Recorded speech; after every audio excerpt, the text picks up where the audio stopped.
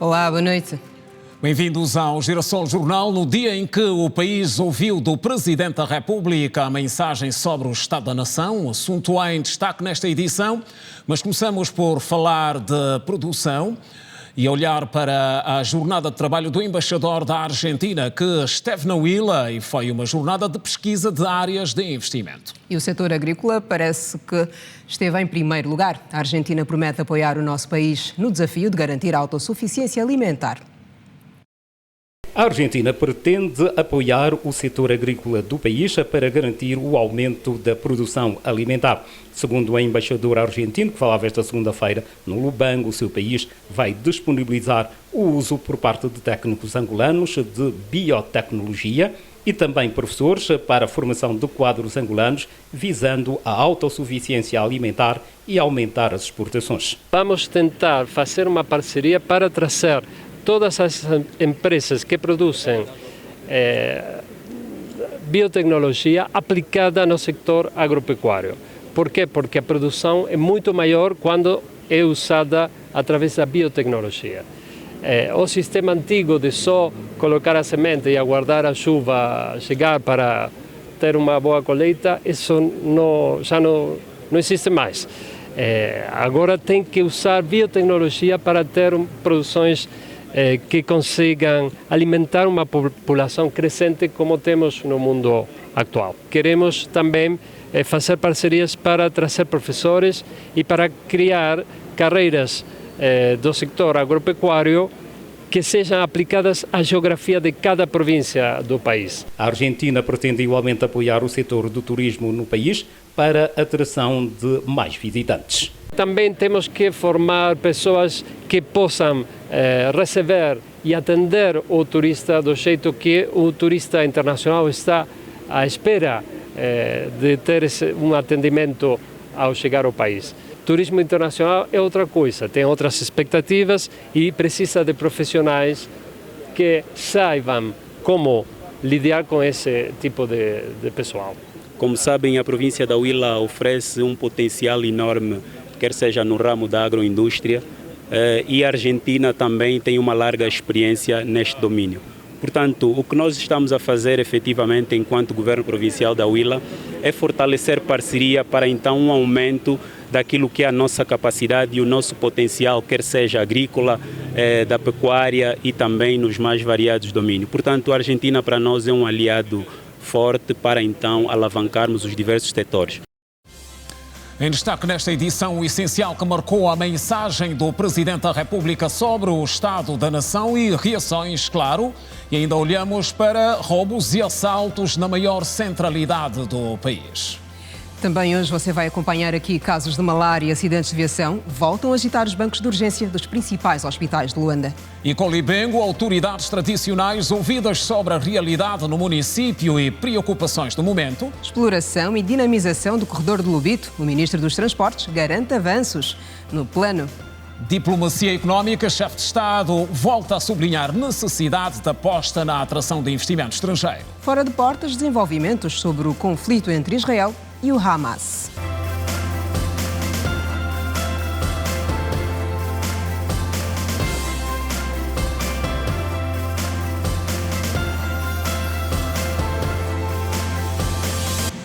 Outra vez, boa noite. Seguimos para o Icolibengo, onde a administradora dedicou hoje toda a agenda às autoridades tradicionais. E foi para ouvir e inteirar-se mais sobre a preocupação do momento na zona. Essa auscultação às autoridades tradicionais em Banza, Quiteche, na comuna de Cabire, acontece quase uma semana depois da tomada de posse da nova administradora municipal de Icolibengo. Segundo os moradores daquela zona da província de Luanda, os principais problemas estão ligados às vias de acesso, água potável, saúde, energia elétrica e conflitos de terras. Lá no Calumuloca, né, que é em Caçoneca, temos aquelas dificuldades de água, de luz e a saúde, né? Que sabe que em quase todo o sítio esta dificuldade existe. Aqui em Catete nós precisamos também de uma universidade estatal, né? Para facilitar o empenho da juventude naquele que é o destaque acerca do estudo, né? E aqui em Mbanza Quitel, onde tradicionalmente quase todos os administradores municipais do Icolibengo passam então para receberem as boas-vindas, os sobas aproveitam colocar as principais preocupações e também os moradores desta zona e do Dungo pediram a asfaltagem das vias de acesso para facilitar o escoamento dos produtos do campo e eles também pedem o financiamento para as cooperativas agrícolas. As minhas preocupações no Dungo provêm via de acesso, apoio de agricultura. Temos lá 2 cooperativas, uma cooperativa e uma associação, promoção de mulher. Problema de verificação da economia, precisamos mesmo de máquinas, fertilizantes. Não temos reagente, não temos forças completas no posto médico. Para sobreviver aqui, nós dependemos da chuva, tempo da chuva, nós plantamos o milho, plantamos o macunde, plantamos o quiabo dentro do terreno. Nós estamos precisando mesmo muita coisa, papá, nessa Mbanza Quitel. A Soba Grande Municipal de Icolibengo e a administradora falam do ato e das preocupações apresentadas. Este ato representa uma simbolização sobre os sobas pela chegada da Nossa Senhora Administradora Municipal do Icolibengo. Temos muitos problemas, por exemplo, a violação sexual, a delinquência e a falta das casas condignas, também das comunidades. Ver o nosso orçamento, ver os planos do PIM, sei que muitos estão parados. Então, dinamizar, arrecadar mais receitas e pedir aos órgãos competentes, porque há projetos que são de competência central. Então, em conjunto, vamos trabalhar para dar solução a essas necessidades dos nossos munícipes. A responsável promete trabalhar para resolver o problema de conflitos de terras no município, que é considerado como principal desafio. Ouvir os camponeses, ouvir os verdadeiros proprietários das terras, repor a legalidade, fazer um levantamento exaustivo dos espaços do Estado, do governo, acautelar essas situações. Este termo de entrega que eu estou a ouvir aí no Zango 8000, ao redor do nosso aeroporto e não só, não é documento que lhe dá pleno poder para construir. Devem aparecer na administração a partir de amanhã para fazerem a apresentação dessa documentação e darmos continuidade ao processo para receberem vossos direitos de superfície. A nova administradora municipal de Icolibengo, que tem mais de 1 milhão de habitantes, tomou posse no dia 11 de outubro desse ano. E seguimos para a província de Cabinda. Falamos de bolsas de estudo, políticas de gestão. E para o presente ano letivo, aquela região do país terá disponível mais de 10 mil bolsas de estudo. Mais de 10 mil bolsas de estudo estão disponíveis para este ano académico. Esta informação foi revelada pela direção do INAGB durante o primeiro Fórum Nacional sobre as Políticas de Atribuição e Gestão de Bolsas de Estudo. Neste ano, o INAGB apresenta inovação em termos da inserção da pessoa com necessidades especiais que poderá concorrer sem ter em conta fator idade. As bolsas serão atribuídas para os níveis de licenciatura, mestrado e doutoramento.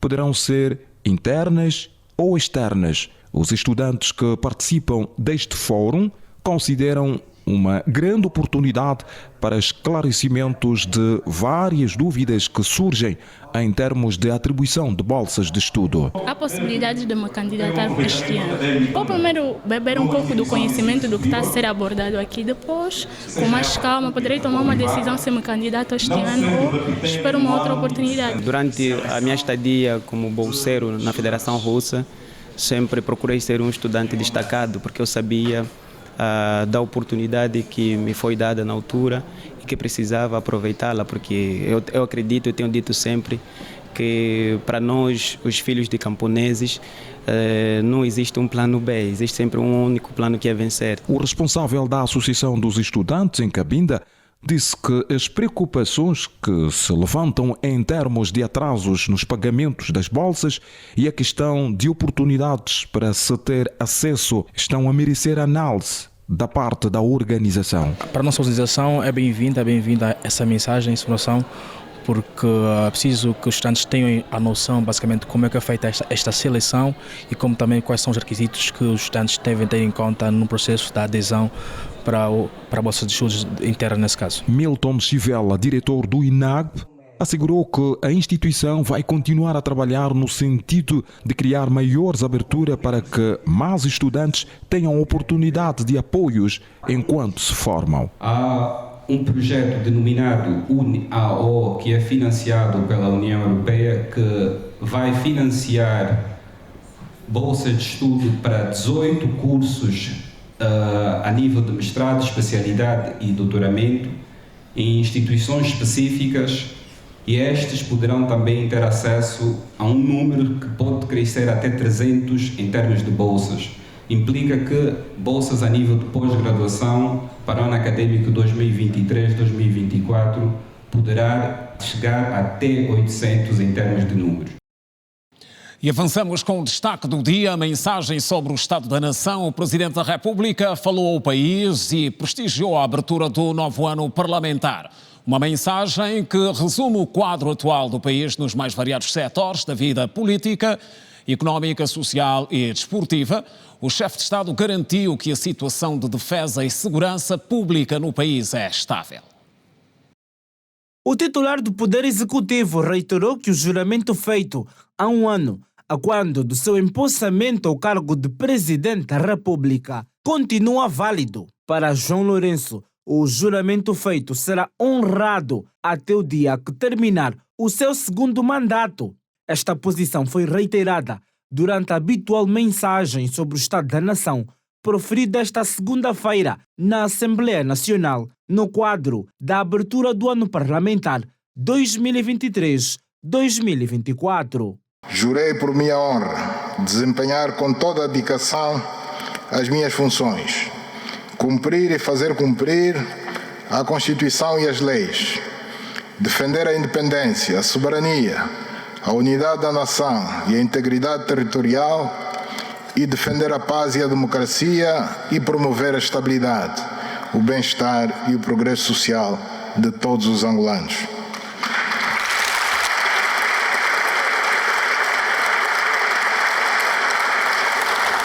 Esse juramento continua válido e será por mim honrado até o último dia do mandato de 5 anos que as angolanas e os angolanos legitimamente me conferiram.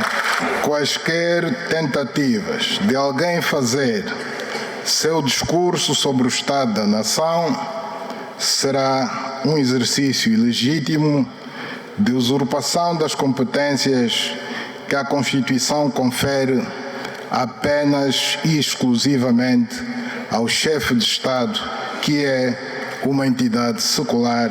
Quanto ao combate à corrupção, João Lourenço disse que o país já recuperou vários bens, tendo sido possível repatriar imóveis e recuperar várias participações sociais que correspondem a somas avultadas em dinheiro. Só no corrente ano foram recuperados bens imóveis avaliados em cerca de 1.700 milhões de dólares americanos. Participações sociais em empresas avaliadas em cerca de 800 milhões de dólares americanos. Recursos financeiros no montante de 133.309.366 dólares americanos recuperados. Ainda este ano foram apreendidos e ou arrestados em Angola e no estrangeiro bens imóveis, participações sociais e valores monetários no valor total de cerca de 1.000 milhões de dólares americanos. E em breve teremos mais notícias. João Lourenço disse também que as 3 refinarias de petróleo em construção no país vão gerar 10.000 postos de trabalho permanentes. O Presidente da República falou também sobre o processo de implementação das autarquias e da divisão político-administrativa. Estão concluídas as primeiras 2 infraestruturas administrativas e autárquicas e mais 6 estão em construção, assim como 34 complexos residenciais administrativos, para facilitar a colocação de quadros nos municípios e 32 assembleias municipais. Estão em fase final os trabalhos para a alteração da divisão político-administrativa, perspectivando-se, numa primeira fase, a criação de mais 2 províncias, subdividindo o Mochico e o Cuando-Cubango, por sinal as 2 maiores províncias do país, e o aumento do número de municípios em todas as províncias. Com este exercício, teremos o poder administrativo mais próximo dos cidadãos e mais capaz de abordar a resolução dos problemas das comunidades. A mensagem de abertura do ano parlamentar foi proferida pela Presidente da Assembleia Nacional, que apontou para a necessidade da promoção e manutenção da paz institucional, social e do diálogo parlamentar como arma de construção de uma democracia mais exigente e mais madura. A nossa principal missão é de proteger os valores do Estado Democrático de Direito, do qual todos nós, parlamentares, somos os guardiões primários, defender a integridade nacional, não permitindo qualquer alienação do nosso território e iniciativas que contrariam os princípios constitucionais da unicidade do Estado angolano e da indivisibilidade da sua soberania. Carolina Cerqueira frisou que o dever institucional não permite criar espaços para fraturas do Estado democrático e de direito, razão pela qual todos são chamados a participar na construção desta nação que se chama Angola, com sentido e espírito de responsabilidade individual e coletiva. E o setor da saúde destaca-se como um dos que mais ganhos registrou em termos de investimento e de infraestruturas. O Presidente referiu que o país atualmente tem mais hospitais para servir a população e não deixou de anunciar a construção de novas unidades. Segundo o chefe de Estado, o que se pretende é tornar os serviços de saúde mais próximos da população, por meio da estratégia de municipalização. Na Casa das Leis, o Presidente da República afirmou haver ainda um longo percurso na saúde, apesar dos avanços. Nos últimos anos, foram construídas 163 unidades hospitalares. A humanização nos serviços de saúde e a malária, uma das maiores causas de morte no país, foi também ponto de destaque no discurso do chefe do Executivo durante a abertura do ano parlamentar. A necessidade de continuarmos a admitir novos profissionais e olhar para as condições de trabalho dos profissionais, infraestruturas, meios de diagnóstico e tudo isso. E falou também dos ganhos que tivemos com a esperança de vida, porque só a melhor esperança de vida se de facto nós melhorarmos os nossos indicadores de saúde. Com o programa Nascer Livre para Brilhar, aumentou a cobertura e redução de transmissão do HIV/SIDA de mãe para filho de 28% para 15%. Com os cuidados primários de saúde, através da campanha Nascer Livre para Brilhar, está a aumentar o acesso de mulheres grávidas ao diagnóstico de VIH nas consultas de pré-natal e o aumento do tratamento para as seropositivas, resultando no aumento da cobertura e na redução da transmissão do VIH de mãe para filho de 28% para 15%. Em relação ao setor da educação, o chefe do Executivo retocou a importância da construção e valorização do capital humano. Em entrevista à Rede Girassol, o presidente da Associação dos Professores em Luanda, Domingos Álvaro, disse que esse é um aspecto que vai levar a figura do professor diante dos estudantes.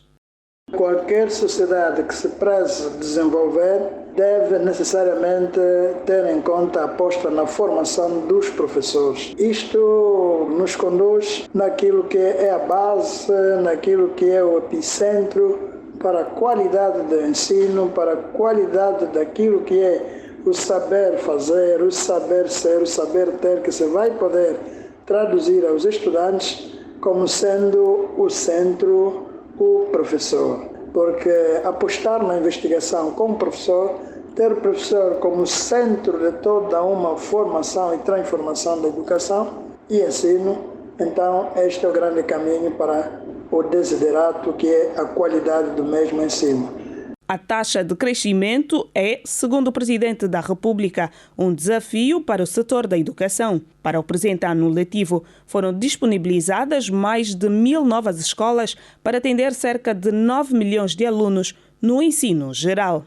Para a melhoria da qualidade da educação, estão em curso o Programa de Transformação Curricular 2023-27, o processo de implementação do novo modelo de gestão da docência na 5ª e 6ª classes, o processo de implementação dos guias estruturados dos professores do ensino primário, bem como o processo de concessão e implementação do Sistema Nacional de Avaliação para as aprendizagens e garantia de qualidade. Presidente da República, João Lourenço, durante a abertura do ano parlamentar, onde afirmou que mais de 206.519 professores foram enquadrados no setor da educação com a realização dos vários concursos públicos.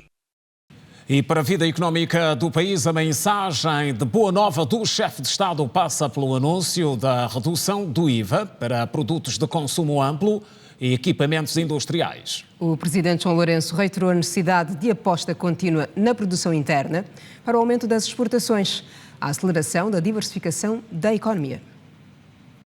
Aumentar a produção nacional e diminuir as importações é das áreas na qual o Executivo tem que trabalhar para que o país tenha mais produtos para exportar e fazer face ao atual cenário macroeconômico. As prioridades passam pela contínua melhoria do ambiente de negócios e criação de estímulos que potenciem a economia. Mas o melhor incentivo à produção é sermos nós os primeiros e os principais consumidores do que é produzido no país. Por essa razão, estamos a trabalhar para tornar obrigatória a integração de bens e equipamentos produzidos em Angola em contratos de investimento ou aquisição de bens por entidades públicas, sempre que estes bens estejam disponíveis. O setor econômico foi um dos que mereceu maior destaque na mensagem do Presidente da República sobre o Estado da Nação, proferida hoje na Assembleia Nacional na abertura do ano parlamentar. Tendo em conta o baixo poder econômico que os angolanos vêm registrando nos últimos dias, a redução do IVA foi um dos caminhos apontados. Estamos a trabalhar para simplificar e aliviar a carga fiscal, sempre que possível. No que diz respeito ao IVA sobre os alimentos, promovemos a iniciativa de redução de 14% para 7%. Entretanto, no quadro do debate parlamentar em curso, manifesto a nossa abertura para que, em relação a alguns produtos de amplo consumo da nossa população, possa ser ponderada uma redução maior do que a proposta, desde que tal não comprometa o exercício do equilíbrio das contas públicas e a capacidade do Estado em continuar a honrar os seus compromissos. Uma medida que este economista considera positiva. E o facto dele reduzir de 14% para 7%, e na perspectiva do Presidente, alguns produtos poderão baixar de 7%, ou seja, estarão aí em média de 3%, pode impactar naquilo que é o preço final para que as famílias consigam ter os preços dos bens alimentares mais baixos. Job de Souza enumera outros fatores que podem contribuir para a alteração do quadro econômico que o país atravessa. O primeiro fator é produção, o segundo fator é taxa de câmbio. Mesmo produzindo com essa taxa de câmbio, naturalmente os preços vão estar aos níveis que estamos a assistir hoje. O outro fator é continuarmos a olhar naquilo que é a entrada de divisas para que a moeda possa apreciar um pouco e com a produção nacional e uma taxa de câmbio mais competitiva possamos ter os preços no mercado para a família mais baixos. Mas o quadro macroeconômico dependerá também efetivamente do contexto nacional, do contexto externo, da produção de petrolífera, do preço do barril de petróleo e essencialmente aqui que é fundamental, dependerá do Orçamento Geral do Estado de 2024. Quanto aos programas sociais do Governo de mitigação à pobreza, o Ministro da Economia e Planeamento fez o seguinte enquadramento. As transferências monetárias sociais possam efetivamente começar a desenvolver alguma atividade econômica e quando estão a desenvolver alguma atividade econômica, nós do programa de reconversão da economia informal formalizamos e capacitamos para que eles possam depois fazer parte do Prodesi, não é? Portanto, é um programa bem maior onde eles têm muito mais acesso aos recursos financeiros bancários. Portanto, o PREI vamos analisá-lo como um programa que está entre o Quenda e o Prodesi. Afirmações feitas depois da mensagem do Presidente da República sobre o Estado da Nação. Está connosco em estúdios o economista Daniel Sapateiro para momentos breves de conversa sobre este dia especial para o país. Daniel, boa noite, bem-vindo. Boa noite. O que acompanhou, o que é que pode resumir? Telespectadores, muito boa noite. E também os que estão em toda a plataforma da Girassol, da rede Girassol. Além de ter sido um dia que foi um momento solene, porque representa não só a abertura do ano parlamentar da segunda sessão legislativa da quinta legislatura, é também fruto sempre por via de um artigo da Constituição, o artigo 118, de que o Presidente dirige sempre uma palavra ao país consagrado ou nomeado como o Estado da Nação. Nesse Estado da Nação, normalmente o Presidente fala ou faz um balanço do país entre o ano que passou e aquele, portanto, o ano que passou, e também numa perspectiva futura sobre aquilo que irão ser os próximos tempos do país.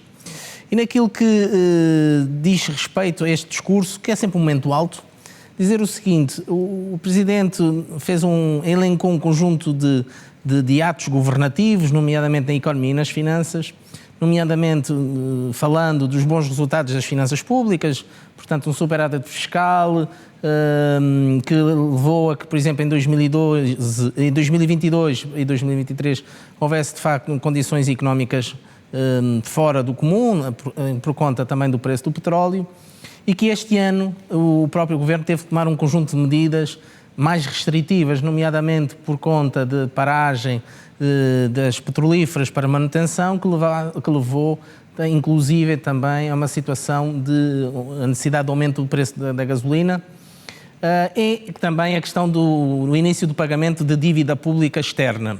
Por conta disso, uma das medidas foi a cativação de 2,7 bilhões de kwanzas e que de facto são um conjunto de medidas menos populares, mas que ao mesmo tempo levou que também houvesse um conjunto de outras medidas para a mitigação deste tipo de situações. Discurso realista.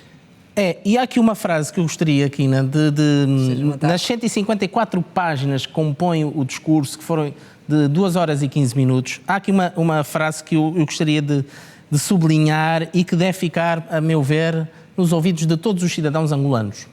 E diz assim, cito: o ajuste estrutural das nossas finanças públicas impõe também a adoção de medidas corajosas, sempre que necessário, mesmo que as mesmas possam ser vistas em determinado momento como menos populares.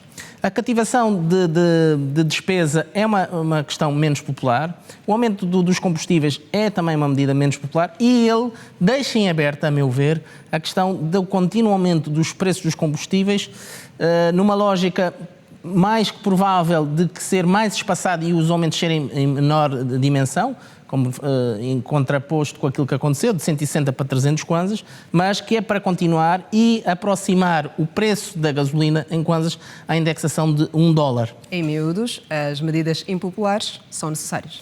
São necessárias, tendo em conta também um conjunto de informações que já se sabem, e obviamente o Presidente e titular do Poder Executivo tem mais conhecimento por informação privilegiada.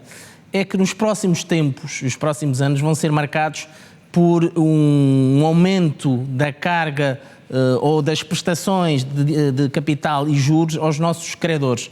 E, por conseguinte, vai levar, então, aqui a que as finanças públicas tenham que redimensionar-se para que consigamos não só pagar salários, pagar fornecimento de serviços externos, pensão ou pensões a todos os veteranos de guerra, mas também as questões de saúde, questões de segurança e, efetivamente, fazer face ao estoque da dívida e ao pagamento dessa dívida a quem devemos, tanto interna como externamente. Logo, aqui se coloca a questão de que, com as guerras existentes, e o Presidente focou nisto ao nível do mundo e em África também, além de que poderá ou haverá mesmo um arrefecimento da economia, que já está a haver também na República Popular da China, o aumento dos combustíveis que se prevê ao longo do tempo, mas que não foi dado nem datas, nem os próprios aumentos, levará aqui a restrições orçamentais de que nos combustíveis é um exemplo, aquilo que se irá propor do OGE, o Orçamento Geral do Estado para 2024, que ainda não tem data para entrar na Assembleia Nacional, serão mais do que representativos de que serão anos muito exigentes para as finanças públicas e que levarão, e eu penso que o Presidente de alguma forma quis transmitir isso, é que todos nós somos chamados a fazer sacrifícios e todos na sua parte, que diz as famílias, as empresas, o Estado, enfim, todos os agentes económicos têm que se preparar porque virão anos muito desafiantes. Bom e velho IVA não deixou de ser citado. O IVA, o Imposto sobre o Valor Acrescentado, não deixou de o fazer, não ficou aquém ou não ficou fora do discurso, numa lógica que está programado, portanto, para o OGE e entrar em vigor em janeiro de 2024, a questão da redução do IVA para os produtos alimentares e também para os produtos da cesta básica, para mitigar aqui os aumentos dos preços alimentares, por conta também da inflação que nós temos, galopante, muito dela por via dos preços que nós importamos e que já é uma inflação por via ou de causa de importação, e daquilo que se puder fazer ao nível fiscal, e eu penso que essa é a medida, é reduzir aqui a carga fiscal sobre os preços de alimentos para os tornar mais democráticos, portanto, a toda a população. Agora, isto leva a outro exercício, é que se nós reduzimos a receita pública do IVA, nós temos que ir buscá-lo a outros lugares. E é nisso que todos temos que fazer algum conjunto de sacrifícios, sendo que a mensagem é positiva de que iremos crescer, aliás, na lógica do Plano de Desenvolvimento Nacional, até aprovado há 15 dias atrás, de que o caminho é diversificação, o caminho é nós irmos calculando sempre os interesses da população que carece e muito de infraestruturas, de questões básicas de saúde e no fomento da educação e tornando-a mais democrática, para que, no fundo, todas as clivagens, inclusive entre Luanda e as províncias do centro, sul e do leste do país, possam ser mitigadas com reformas, com medidas do Executivo que iremos ver, e aí o Presidente fez essa menção para o futuro, que iremos ver ao longo do tempo com aquilo que for implementado e inaugurado, e um dos casos, o Presidente falou que a breves dias será inaugurado o futuro Aeroporto Internacional de Luanda, Dr. António Agostinho Neto. Muito obrigada, Daniel, por estas explicações. Muito obrigado. Queríamos contar contigo por mais tempo, mas o tempo urge. Muito obrigado e boa noite. Telespectadores também. E o Presidente da República destacou igualmente as ações que estão a ser desenvolvidas para uma melhor dignificação da classe artística do país. Ele referiu-se à carteira profissional do artista como instrumento indispensável para um melhor controle e organização da atividade cultural em Angola. A cultura e o ambiente são dois domínios importantes que mereceram a atenção do chefe de Estado durante o seu discurso sobre o Estado da Nação por ocasião da abertura do ano parlamentar 2023-2024, no âmbito da valorização e reconhecimento do poder tradicional, para além de apresentar uma nova proposta de lei das instituições do poder tradicional. O Executivo vai dar continuidade aos projetos para a construção da urbanização Banza dos Ngolas e do Memorial Mukula Angola na província de Malange, com vista à construção dos monumentos em memória aos soberanos Njinga Mbande e Ngola Kiluange. Para mim, acho que foi bom. Até eu esperava também que o senhor Presidente falasse também da cultura de Mbanza Congo, porque é patrimônio mundial, sobre aquelas figuras que precisam ser feito estátuas, uma coisa assim. Eu gostaria também que na província do Zaire, principalmente em Mbanza Congo, eu gostaria também que acontecesse o mesmo. Por outro lado, alguns líderes religiosos também reagiram quanto ao discurso do chefe de Estado. As comunidades, ali onde chega o povo, ali há sítios onde a igreja chega muito mais rápido, às vezes, do próprio Estado. Então, é necessário que haja esta união, esta simbiose, este vínculo, para trabalharmos juntos e melhor na identificação das pessoas que sofrem e também na nossa comparticipação naquilo que a igreja puder realizar em relação àquelas pessoas mais carenciadas. Acompanhei uma dissertação muito clara, pausada, consciente, de um líder preocupado com a realidade do país. Traz consigo precisamente muitos desafios, consciente de que nem tudo está pronto, nem tudo está feito. Ainda precisamos de fazer mais. E todos, não só olhando para as bandeiras de cada um, mas é mesmo para dizer que quem é angolano deve precisamente sentir-se preocupado com o país. Evidente, nós enquanto igreja foi sempre este nosso papel de olharmos para a área espiritual, mas também para a área social. E tendo ele reconhecido este papel, sentimos-nos cada vez mais motivados em dar o nosso contributo enquanto componentes deste país. E porque somos aqueles que contribuímos na mudança, na transformação da mentalidade e comportamentos. Durante o seu discurso, o Presidente da República reconheceu a importância do papel da Igreja, que tem contribuído muito para o desenvolvimento da sociedade. Considerando o importante papel social que desenvolvem na nossa sociedade. No quadro do processo de reconhecimento de confissões religiosas, foram reconhecidas na República de Angola mais algumas confissões que reúnem os requisitos legalmente definidos. A sociedade angolana reconhece o empenho e o contributo que os artistas e agentes culturais continuam a prestar na promoção da nossa cultura e do bom nome do nosso país, onde quer que estejam. O Presidente da República prometeu converter o antigo edifício da Assembleia Nacional em Palácio da Música e do Teatro, associando a Casa da Arte com o projeto de apoio social. Assunto do dia, discurso sobre o Estado da Nação, e temos reações, como dissemos, sobre a mensagem proferida pelo chefe de Estado. A classe política, de forma geral, considera que foi esclarecedora a comunicação do Presidente da República. Alguns partidos políticos com assento parlamentar, como é o caso do PRS, defendem a ideia de que faltou mais esclarecimentos em relação ao assunto ligado às autarquias.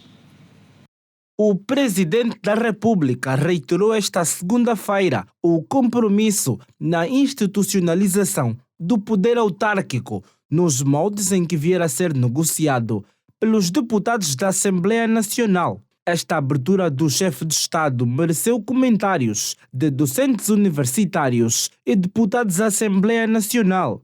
O líder do grupo parlamentar da UNITA revelou que o seu partido vai apresentar nos próximos dias um projeto de lei sobre as autarquias. Enquanto isso, o PRS e a FNLA falam das autarquias como necessidade do povo angolano. Agora, esta reclamação não é só dos políticos, não é a intenção do querer dos políticos que as autarquias devem ser implementadas, já é mais do que o querer dos políticos, a necessidade do povo. Não há vontade política patriótica, não há vontade de termos no país o poder local, não há vontade. Como dissemos, nós vamos dar um impulso a este processo.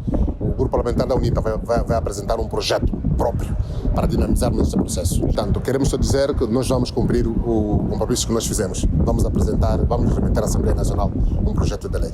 Já o partido que suporta o governo angolano sublinha que a implementação das autarquias no país vão permitir a aproximação das instituições do Estado à população angolana. Efetivamente, o Presidente falou sobre as autarquias, deu a responsabilidade ao Parlamento de continuar a trabalhar para a conclusão do pacote legislativo autárquico, no sentido de que essas autarquias possam ser implementadas e, de facto, estarmos mais próximos das populações.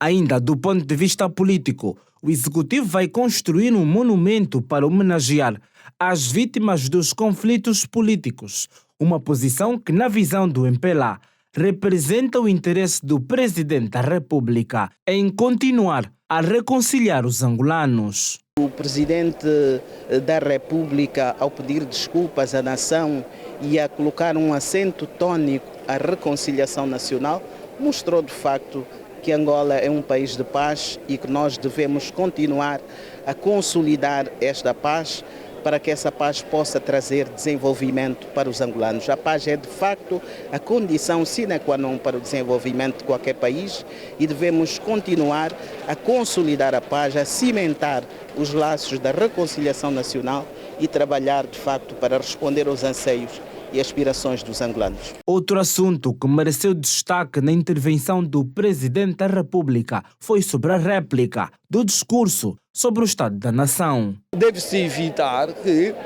o discurso sobre o Estado da Nação seja replicado com intuito jocoso ou com intuito provocatório. Deve-se evitar isso, assim como se deve respeitar a oposição deve respeitar quem governa. Quem governou foi eleito para governar e assume as consequências da sua governação. Quem foi eleito para fazer oposição, faz a sua oposição, mas tomando em conta os pressupostos constitucionais e regimentais e não querer subverter a ordem, criar instituições ou órgãos que não têm consagração constitucional, e aí acho que devemos todos ser moderados. Ao dirigir a mensagem sobre o Estado da Nação, João Lourenço confirmou que não existe quaisquer ameaças relevantes e susceptíveis de colocar em causa a paz, a integridade territorial, a soberania e a estabilidade, a ordem pública e o normal funcionamento dos órgãos constitucionais. É o assunto do dia, a mensagem sobre o Estado da Nação, e reações continuam. Temos em estúdio, novamente, conosco o Dr. Pedro Coassa, economista. Portanto, o dia marcado por esta mensagem tão esperada. Muito boa noite, Simão. É sempre um prazer estar aqui com vocês. De fato, foi um dia bastante interessante do ponto de vista político, lembrando que os discursos políticos podem ser tanto de projeção quanto de, digamos assim, de balanço. E no caso particular do discurso que o Presidente da República apresentou hoje à nação, foi praticamente uma mistura dos dois. E é preciso termos em conta que o ponto central, sobretudo naquilo que toca à questão económica do país, tanto em perspectiva conjuntural quanto em perspectiva estrutural, foi o ponto em que o Presidente da República mostra uma certa preocupação com a industrialização do país. Isto é particularmente importante na medida em que o desenvolvimento econômico é um processo que ocorre por meio da industrialização. Portanto, se o país quiser lograr a convergência em termos de produtividade e também de renda com os países considerados avançados ao nível do mundo, é necessário que o país aposte em medidas econômicas que possam promover, portanto, a industrialização do país, de modo a poder aumentar, digamos assim, a geração de valor agregado e poder diversificarmos, sobretudo, a nossa pauta de exportações. Entretanto, é preciso lembrarmos que para que este processo possa ocorrer com sucesso, é necessário haver algum grau de estabilidade macroeconômica. E aqui estamos a falar da necessidade imperiosa de se estabelecer, ou seja, de se estabilizar, portanto, a volatilidade, não é, da nossa inflação. E aqui entra um aspecto muito importante, que é a política monetária, sendo uma política voltada fundamentalmente ao controle de preços, portanto, à estabilização da taxa de câmbio. Nós vemos que o Banco Central está quase que de mãos atadas, não consegue controlar a taxa de inflação por meio de um dos mecanismos principais da transmissão desta política, que é a taxa de juros.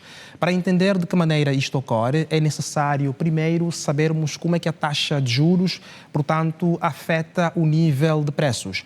A taxa básica de juros, portanto, determinada pelo Banco Central, ela é uma taxa, na verdade, que opera no mercado interbancário, onde os bancos oferecem os títulos públicos como garantia nas operações entre diversos bancos, portanto, concorrentes no mercado interbancário. Dr. Pedro, esta mensagem do Presidente da República tem pontos fortes ligados, alguns deles o doutor fez referência, mas outros ainda no domínio da economia ligados ao fortalecimento do poder de compra das famílias. Portanto, como é que comenta aquilo que ouviu do Presidente da República a esse respeito? Conforme estava tentando terminar o raciocínio, a taxa de juros tem sido relativamente incapaz de poder controlar o nível de preços. Entretanto, o Banco Central de Angola ainda possui um instrumento bastante poderoso, que é a taxa de câmbio. Entretanto, nas condições iniciais do país, em termos do grau de desenvolvimento produtivo, é necessário a gente reavaliar em que medida a taxa de câmbio flutuante pode ou não continuar a ser o modelo adequado. Em grande maioria dos países em desenvolvimento, especialmente os países de renda média baixa, a taxa de câmbio mais adequada é o regime de câmbio, portanto, digamos, de banda, ou seja, a taxa de câmbio de bandas, em que o Banco Central estabeleceria uma faixa de flutuação da taxa de câmbio, estabelecendo um valor mínimo e um valor máximo em que o câmbio poderia flutuar. Isto funciona como um mecanismo poderoso de controle inflacionário e de estabilização macroeconômica. Portanto, foi um discurso muito interessante que pode mostrar aquilo que o governo tem vindo a implementar em termos da ampliação da infraestrutura de produção e também aquilo que vai ser feito para poder dar mais pujança à nossa economia. Uma mensagem que a juventude particularmente também muito esperava. Entretanto, o Presidente da República dirigiu também a sua mensagem à juventude, ou seja, ouvimos falar de prioridades para a classe, para a juventude particularmente, e de emprego. Como é que comenta o que foi dito? Bem, no que toca fundamentalmente à questão de emprego, isso é uma questão fundamentalmente ligada ao próprio processo de crescimento econômico. E nós temos uma população maioritariamente jovem e quando a gente fala de crescimento econômico versus emprego, estamos a falar sobretudo da juventude. Entretanto, quaisquer políticas que se possam implementar para poder promover maior geração de emprego, precisamos primeiro analisar dentro da nossa taxa de emprego qual é a taxa estrutural de emprego, portanto, aquela taxa que tem muito a ver com o desencontro ou o desequilíbrio entre as qualificações profissionais da nossa força de trabalho e também as habilidades que as empresas estão buscando no mercado de trabalho e distinguir também da taxa de flutuação cíclica, que é aquela taxa que depende muito, que flutua neste caso, tendo em consideração, portanto, choques tanto da demanda quanto da oferta. Eu acredito que o governo vai continuar a trabalhar no sentido de poder criar maiores políticas que possam promover a inclusão social, especialmente à juventude. A saúde aparece como um dos setores que mais cresceu, mais infraestruturas ganhou, mais hospitais, garantiu o Presidente. Entretanto, mantém-se o desafio da municipalização. Qual é o comentário que faz? Bem, eu penso que, neste caso, o foco principal não deveria ser necessariamente a municipalização, em que pesa ser uma política adequada. O governo tem vindo a empreender enormes esforços no sentido de poder ampliar a infraestrutura de saúde pública. Entretanto, quando a gente pensa na saúde pública, nós precisamos entender que o hospital é o último elo desta cadeia. A saúde pública começa, ou a saúde de forma geral, começa nas condições de vida das pessoas. E aqui estamos a falar, por exemplo, da nossa estrutura urbana, ainda relativamente precária, e precisamos trabalhar nisso. Já existe um conjunto de ações que têm vindo a ser implementadas, que acredito que no longo prazo poderão surtir efeitos. Mas um outro ponto, além, digamos assim, do investimento maciço que tem vindo a ser feito na infraestrutura, tem a ver também com a melhoria do atendimento. E eu acredito que o governo também tem estado a trabalhar neste sentido, porque o atendimento em muitas unidades hospitalares ainda está aquém daquilo que, de fato, o cidadão precisa. Muitos ainda acreditam que, quando o cidadão procura um posto de saúde, ele está a fazer o favor ao cidadão, quando, na verdade, em se tratando de uma infraestrutura pública, é direito do cidadão estar aí e é dever, portanto, do profissional de saúde que está aí de poder atender da melhor forma possível o cidadão. Portanto, temos que trabalhar, neste caso, na formação ou na capacitação contínua dos nossos profissionais. Valorização do capital humano, o Presidente faz referência também a isso, formação, aposta nos quadros nacionais, particularmente na juventude, a garantias de mais bolsas de estudo e também melhoria no caso das infraestruturas já existentes, particularmente a nível do ensino superior. Sim, quando a gente pensa no desenvolvimento, ou seja, no crescimento econômico de longo prazo, temos que entender que se trata de um fenómeno muito relacionado com fatores que têm muito a ver não só com a infraestrutura de produção, isto é, o capital físico, mas fundamentalmente com o grau de qualificação da mão de obra que o país apresenta. E aqui entra um fator muito importante que o governo tem estado, portanto, a trabalhar, que é melhorar o ambiente de negócios para poder captar o investimento direto estrangeiro. E o investimento direto estrangeiro, como as evidências internacionais apontam, especialmente nos países do leste asiático e na América Latina, tem sido também um canal importante de transferência internacional da tecnologia. Só que para que isso possa ocorrer, é necessário que o país tenha algum grau de absorção dos conhecimentos tecnológicos incorporados no investimento produtivo transnacional. E aí nós entramos novamente na questão inicial da sua pergunta, que é o capital humano. É muito importante, portanto, para poder se alcançar um crescimento econômico de longo prazo. Muito obrigado, Dr. Pedro Quassa, por esses momentos importantes de análise. Estivemos a olhar para esta mensagem importante preferida hoje pelo chefe de Estado, mensagem que resume o quadro atual do país. Obrigado mais uma vez. Eu que agradeço, foi um prazer estar com vocês e vemo-nos em breve. Pois, até uma próxima oportunidade. Dr. Pedro Quassa. Continuamos a informar e ainda na senda das reações ao discurso do Presidente da República sobre o Estado da Nação, a governadora de Cabinda aponta com satisfação o facto da sua província poder ganhar em breve um novo aeroporto. A diversificação da economia continua a ser um assunto que está no centro da agenda dos governantes que, por via de políticas públicas, vão incentivando o surgimento de unidades produtivas de natureza diversa em todo o país, atraindo deste modo o investimento privado nacional e estrangeiro. Para que os potenciais investidores apostem no nosso país, é necessário propiciar as condições infraestruturais, tal como defende o governador do Zaire, Adriano Mendes de Carvalho, que destaca a melhoria das principais vias de acesso para o escoamento dos produtos. Da estrada que vai fazer o Tomboco-Lufi-Kumpala, que vão ser mais 110 km e que vai facilitar neste momento o problema da comercialização de outras áreas. Mas também para além disso, estamos a falar da outra estrada que poderemos vir a ter, e acertado já com o Sr. Ministro, que é o caso do Tomboco, que é o caso de Mbanza-Congo-Madimba, não é? E também estamos a prever o caso do Quimba.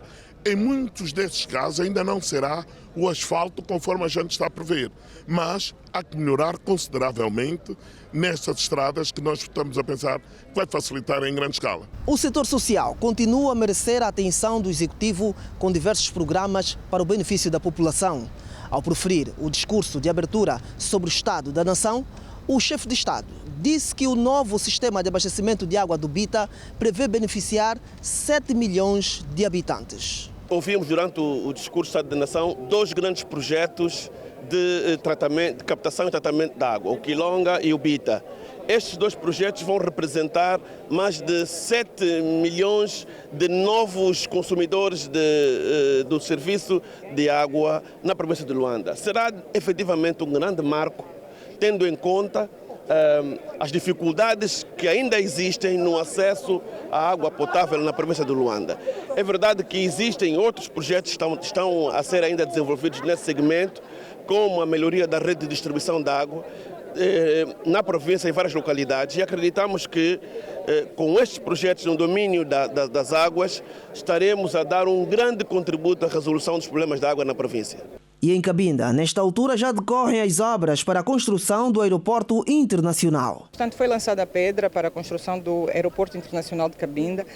Neste momento, as equipas estão já a trabalhar no terreno, portanto, homens e máquinas estão destacados e têm estado já a dar os primeiros passos para esta obra que nós consideramos também muito importante para a nossa província. O governo prevê eletrificar 126 localidades no quadro de um amplo programa para beneficiar mais de 3 milhões de angolanos no meio rural. Entretanto, a província mais ao norte do país já está a criar as condições para a concretização do programa. Mas é importante também fazer referência que a província de Cabinda ainda não recebe energia da rede nacional, mas que neste momento já está preparado o espaço e já temos os técnicos do Ministério da Energia e Águas a trabalharem para a construção de uma obra que nós também consideramos importante, que é a nossa subestação fotovoltaica. Portanto, vamos começar, quando esta obra estiver concluída, vamos começar a receber energia através de um cabo submarino proveniente do ciclo combinado do Soio. Portanto, é preciso caminharmos para esta direção e termos então as nossas turbinas como um plano B, não é, para a eventualidade de algum corte na rede nacional. Conflito entre Israel e Hamas. Desenvolvimentos em destaque.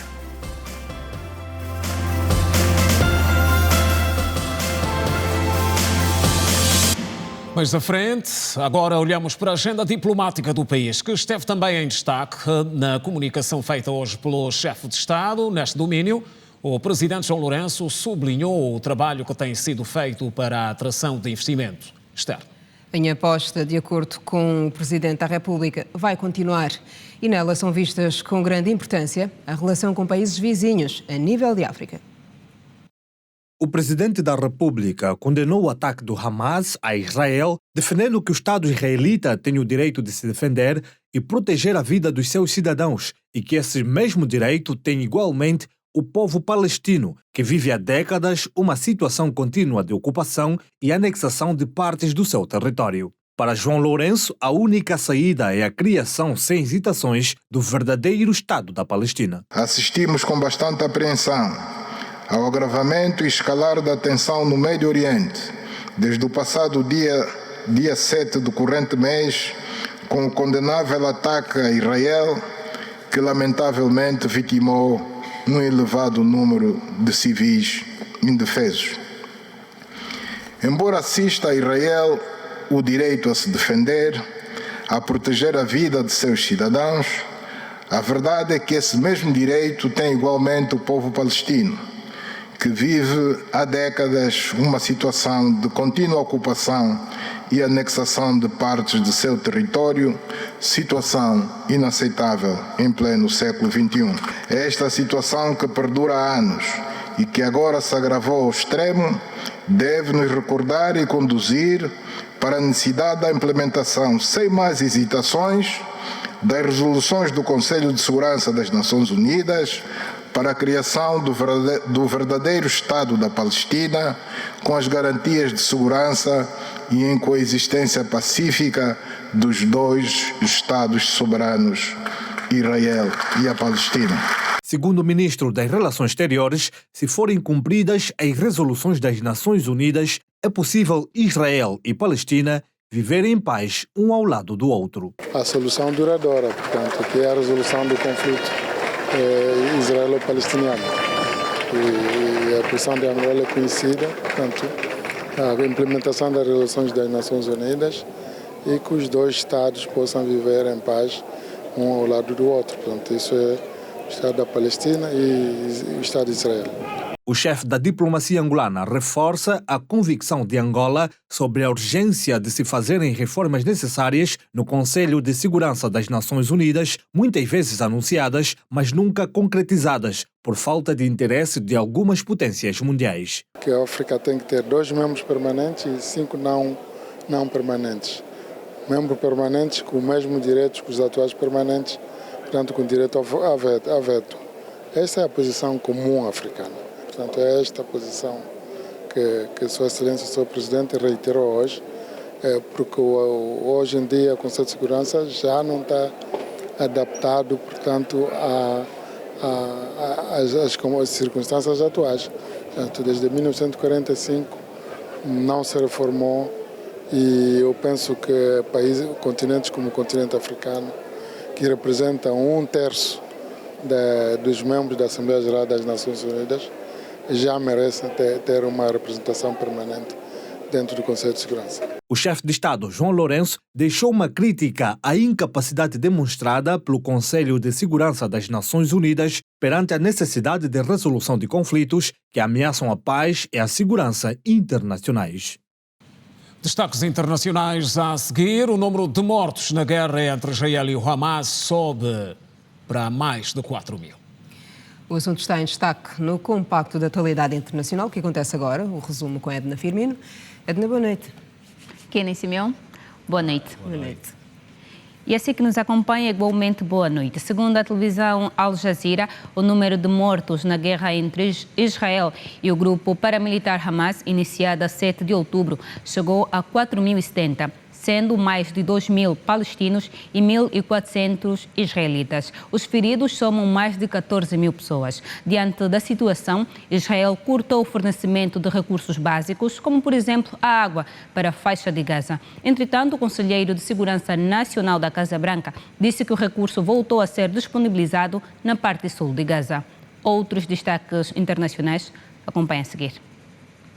O porta-voz militar de Israel, o contra-almirante Daniel Hagari, disse nesta segunda-feira, durante uma reunião com repórteres, que não havia cessar-fogo em Gaza e que Israel continuava os seus ataques à Palestina.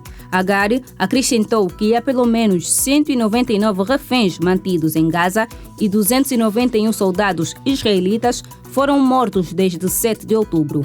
O porta-voz militar de Israel acusou o Irão de ordenar os ataques de domingo do Hezbollah na fronteira com o Líbano. O Hezbollah realizou uma série de ataques a tiros para dispersar as tropas israelitas no sul de Gaza, sob instrução iraniana.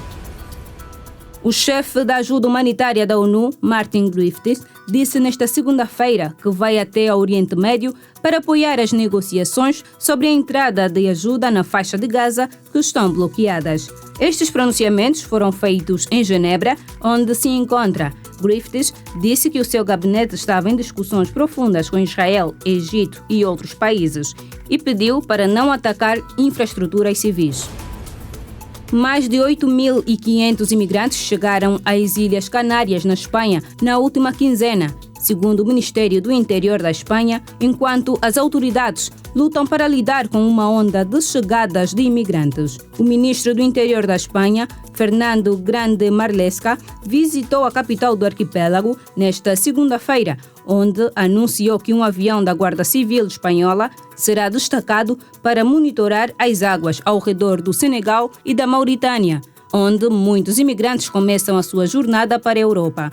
Um segundo avião, segundo ele, será mobilizado para reforçar as águas ao redor do arquipélago. Marlaska disse que 12.500 imigrantes foram impedidos de fazer a viagem até agora. O número de chegadas por mar às Ilhas Canárias aumentou 80% em comparação com o mesmo período do ano passado, indicam dados do Ministério do Interior. O presidente russo Vladimir Putin confirmou hoje que se vai reunir na quarta-feira em Pequim com seu homólogo chinês Xi Jinping, 7 meses depois de uma cimeira. Esta visita sublinha o apoio econômico e diplomático da China a Moscovo, sob o crescente isolamento devido à invasão da Ucrânia. A visita de Putin constitui também uma demonstração de apoio à iniciativa Faixa e Rota, um projeto internacional de infraestruturas que se tornou no principal programa de política externa de Pequim. O líder russo é um dos convidados mais importantes a participar no fórum que assinala o 10º aniversário da iniciativa Faixa e Rota, ao abrigo da qual as empresas chinesas construíram portos, estradas, linhas ferroviárias, centrais elétricas e outras infraestruturas em todo o mundo, financiadas por bancos de desenvolvimento chineses. Da atualidade internacional é tudo e nós voltamos amanhã com mais informações. Kina Simeão, boa noite. Continuação de um ótimo jornal. Boa noite, Edna. Obrigada. Bom descanso. Obrigada. Estamos juntos, Edna. Agora, dados da Polícia Nacional sobre criminalidade. Mais de 30 cidadãos foram detidos durante operações no fim de semana. O destaque na lista recai para indivíduos que se dedicavam a assaltos na centralidade e roubo de placas eletrónicas de viaturas.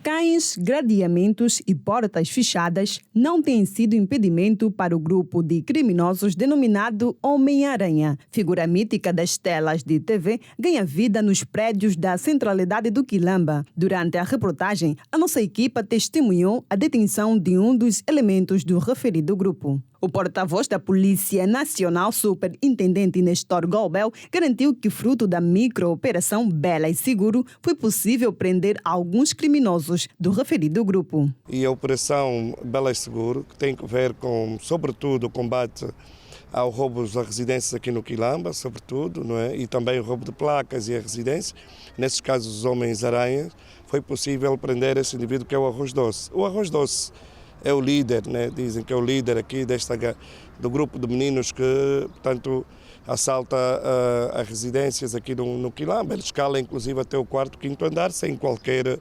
sobressaltos. E falo de uma forma e uma habilidade, uma maestria até de assustar. Portanto, mas como o crime não compensa e o espírito da microoperação segunda fase da Belas Seguro foi precisamente para, portanto, combater estes crimes, não só de roubo à residência, mas também outros. A comandante municipal interina do Belas, Vitória Augusto, destacou o município do Quilamba e bairro do Mundial como os mais preocupantes. Os bairros que mais nos preocupam é o bairro do Mundial, concretamente no Parapeito Esqueleto, onde miliantes, num grupo de 5, 6, até mesmo 10 elementos, praticam roubos no interior de residência. Estamos a trabalhar para então minimizarmos a criminalidade naquele bairro. Também nos preocupa o distrito urbano da centralidade do Quilamba, onde tivemos a detenção por flagrante de 3 cidadãos em conflito com a lei.